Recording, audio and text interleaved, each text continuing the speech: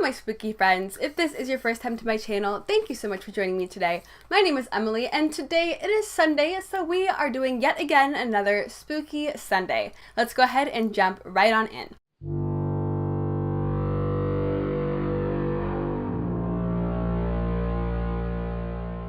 So as many of you may know here on my channel, I am freaking obsessed with American Horror Story. It's like my favorite show in the entire world. I've seen every episode like 3 times. I'm just an insane person when it comes to that show and I love it. But what you guys might not know is that a lot of the incidents and the situations that happen in Horror Story are actually based off of true events or literal like actual representations of the real event that happened. So what I wanted to do here on my channel for Spooky Sunday is do a little mini series, especially because season 8 of American Horror Story is coming to a close here. I want to keep the American Horror Story fire alive, and I basically want to just do a Spooky Sunday covering a specific character or situation that happens in Horror Story that is actually based off of a real event. And most of these events that the creator decided to use in Horror Story are super weird and super interesting. So I thought this would be absolutely perfect for Spooky Sunday. So this week's little American Horror Story inspired Spooky Sunday is based off of 2 characters from the 2nd season, which is Asylum, which was my personal favorite other than this season that's currently going on right now. But I loved that season. It was amazing, and one of the main characters' name was Kit, and he was played by Evan Peters. He plays this character named Kit who gets abducted with his wife Alma by aliens, but you don't really know that until a few episodes into the season.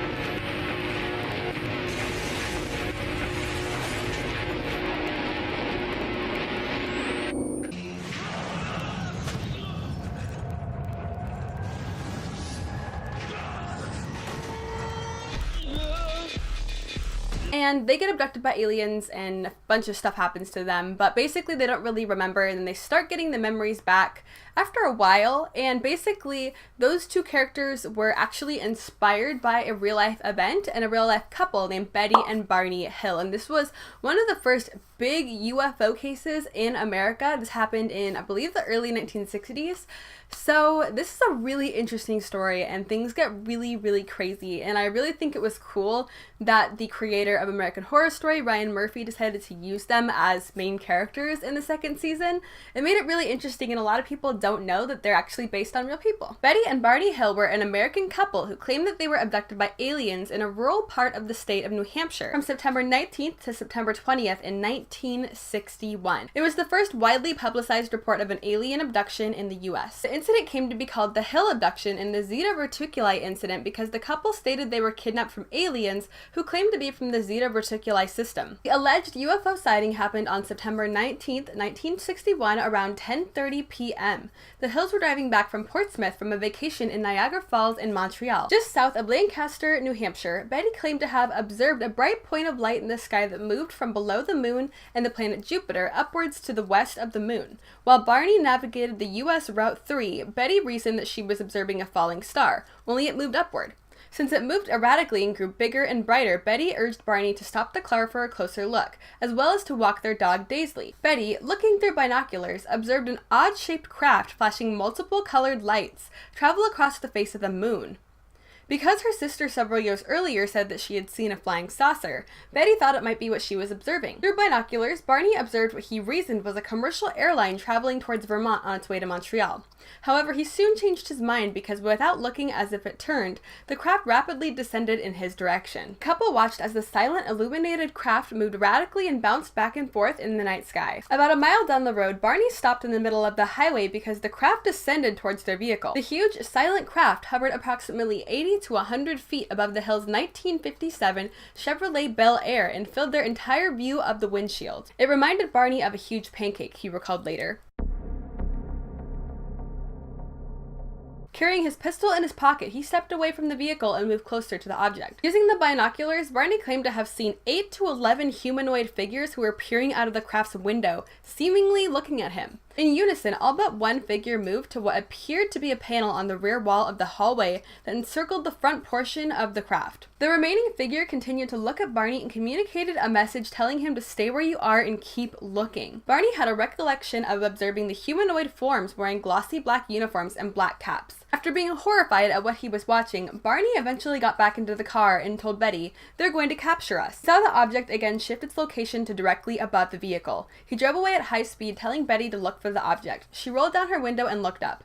Almost immediately, the Hills heard a rhythmic series of beeping and buzzing sounds. What they said seemed to bounce off the trunk of their vehicle. Their car vibrated and a tingling sensation passed through the Hills' body. So after the Hills experienced this really strange incident with noticing this craft, looking up at it with the binoculars, seeing figures in the actual craft itself, and having the craft come down and basically observe them and send these weird shooting sensations through their bodies, they basically just zoomed away on the highway and got back home as fast as they could. Now, what would formerly be a 4-hour trip from Niagara Falls back to their home in New Hampshire actually took 7 hours, and they seemed to have a loss of time when they got home.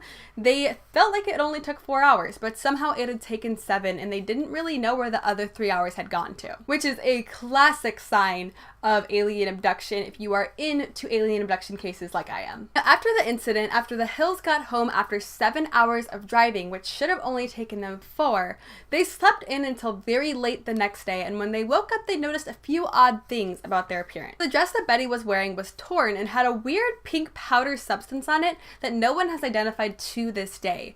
Barney's shoes were also extremely scuffed, and they noticed that there was some weird carvings and weird marks on the back of their trunk that seemed to be magnetized and seemed to have a weird magnetic field around it almost. Now, these occurrences were weird, sure, but they weren't really pointing in the direction of alien abduction. I mean, Betty and Barney Hill had witnessed some weird stuff, but they weren't really quite sure what they had seen, and they thought it might be a UFO, but Barney was actually a bit of a skeptic, and Betty was very convinced that she had seen a UFO and that what they experienced that night had to do with aliens, but Barney was trying to come up with some more logical and reasonable explanation. Now, slowly over the next 2 years, the two of them would start to regain memory of what had happened that night. They would get flashes of random aliens and just seeing aliens in front of them and basically just recover these memories of being in this ship.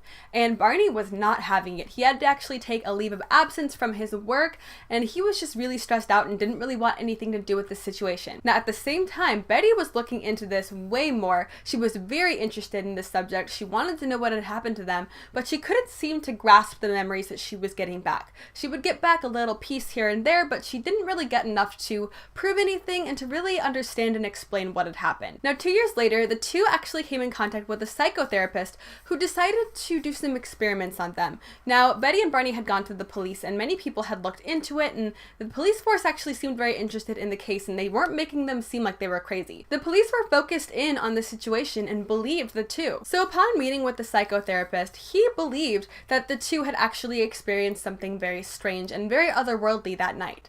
So he decided to conduct a little experiment. Now, this experiment would consist of putting both Betty and Barney Hill under hypnosis, and what he wanted to do was put both of them under hypnosis to see if he could regain some memories from them.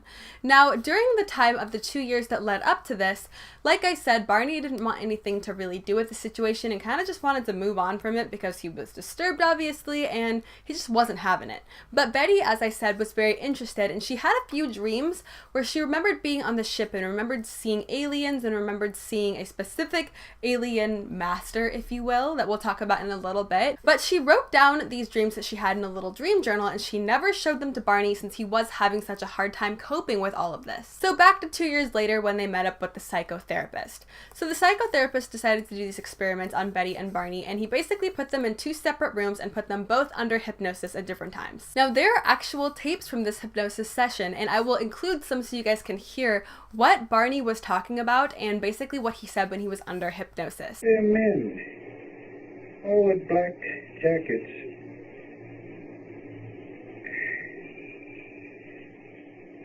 And I don't have any money.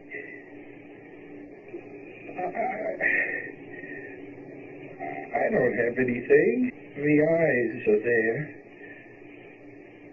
Always the eyes are there. And they're telling me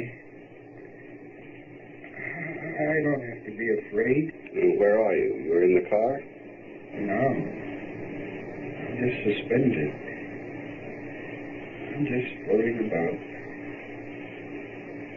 Oh, how funny. Float about. Now, after going under hypnosis, Barney seemed to recall many events that he did not remember in his conscious state. He recalls 2 years prior when the incident happened after looking up at the craft with his binoculars and getting that strange tingling sensation through his body. He recalls actually being transported into the craft and basically being abducted. He recalls being surrounded by the gray aliens that he saw with the binoculars, and they seem to all be wearing a specific type of suit that he recalls looking like a Nazi outfit that they used to wear in World War II. Now, what's even stranger is that he recalls that the leader of the ship was actually a human, an Irishman to be specific here. He had long red hair and was in the same type of outfit that the other aliens were in. And what's weird about him is that he spoke not only what seemed to be German, but he also spoke English, and he had a German shepherd next to him as well, which is very, very odd.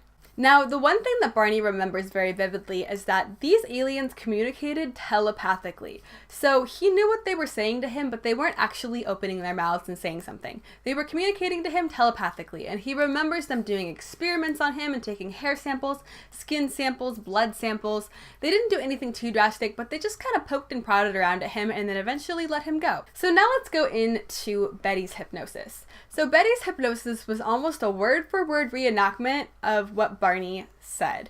And they hadn't spoken about this at all beforehand. You know, Barney wanted nothing to do with this, and it was very, very clear that this was having a really hard toll on his mental health. So the psychotherapist fully believed that what Betty and Barney were saying was true because they were not out for fame, they were not out for attention. They just wanted to get home that night, and they didn't want to deal with any of this. And this just seemed to happen to them, allegedly. But Betty basically told the exact same scenario as Barney. She described the Irishman with the long red hair in the weird kind of Gestapo outfit, if you will. She described the German shepherds. She described the little gray men in the same outfits and how they communicated telepathically. That seemed to be the main thing that the two were focusing on. And it's really, really odd because they actually never went after any fame. A few books were written about them. One of them was written by Betty's niece, so it wasn't really anyone super famous. It was just her trying to get the story out. And they never went after any fame, really. They didn't really do a whole lot of interviews. Eventually, Barney unfortunately died. And they never really went after anything for money. And a lot of people truly believe that these two were telling the truth. The police believed it. The psychotherapist believed it. They believed that these people were not making this up for fame or money at all.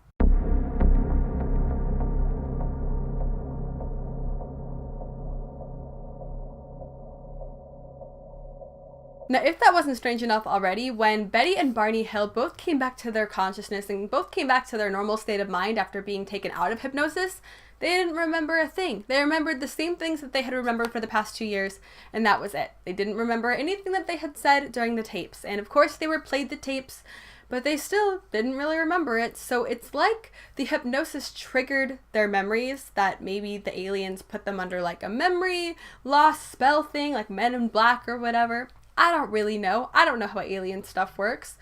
But it's very odd, to say the least, and this is a really interesting story, especially because they never once changed their story until the day Barney died. He said the same thing he had been saying since the day it happened. And we'll never really know what happened because we are not Betty and Barney Hill, and they seem to be the only ones who truly know the story. And honestly, I don't even think they truly know the story because they only remembered things when they were under hypnosis, and who knows what else happened to them. That is the story of Betty and Barney Hill, which incidentally inspired the story of Kit and Alma Walker from American Horror Story Season 2, Asylum. Now, I had watched that season when it first came out, and I've seen it a couple times. I think I've seen it like 4 times, which is kind of embarrassing, but I love that show, and I've watched it over a couple years, so leave me alone about it, okay?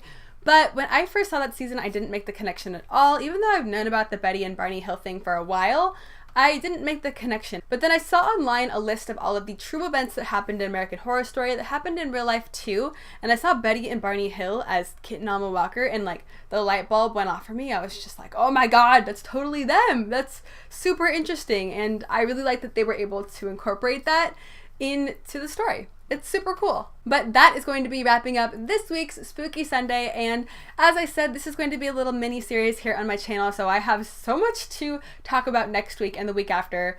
Since I'm doing this mini story, I have all sorts of ideas to choose from because there are so many real historical things that Ryan Murphy put into American Horror Story. So I am excited to bring you guys this. If you are not already subscribed, I do hope that you consider subscribing if you have not already. Like I just said, I will be bringing you guys another one of these next week and during the rest of the week. I got all sorts of makeup goodness happening here on this channel. I also do hope that you consider giving this video a big old thumbs up and turning on the notification bell if you want to know when I am posting. But I hope that you are having an absolutely amazing, beautiful, and slightly spooky day wherever you are, and thank you so much for watching. I hope to see you next time. Bye!